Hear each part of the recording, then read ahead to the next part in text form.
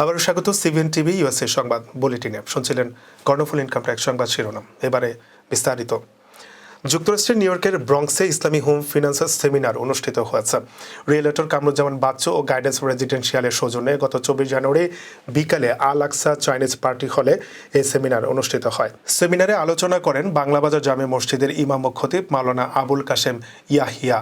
অনুষ্ঠানে গাইডেন্স রেজিডেন্সিয়ালের ইস্ট কোস্টের ভাইস প্রেসিডেন্ট সামি কবির গাইডেন্সের হোম ফিন্যান্সের সেবার পরিধি তুলে ধরে বলেন, আমরা হোম বায়ারের সাথে কো ওনার হই একটি এলএলসি তৈরির মাধ্যমে।